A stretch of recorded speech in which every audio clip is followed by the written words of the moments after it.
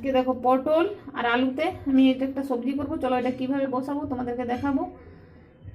এই দেখো ফোড়ন দেবো হচ্ছে তেজপাতা আর মৌরি, কালো জিরে আর লং, এলাচ, দারচিনি। তো চলো তেলটা হয়ে গেছে, ফোড়নটা দিয়ে দেবো।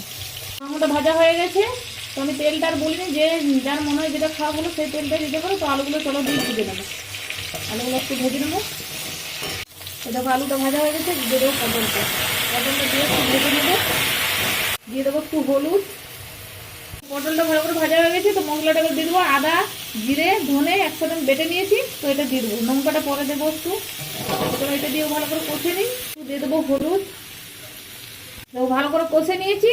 তো এটা দিয়ে দেবো জল, দিয়ে দেবো নুন, দিয়ে দেবো লঙ্কার গুঁড়ো। ফুটে গেছে, তো দিয়ে দেবো একটা ঢাকা। তো আঁচটা কমিয়ে এবার হবে। এই দেখো পটলটা হয়ে গেছে, তো নামাবার আগে দিয়ে দেবো একটু মিষ্টি।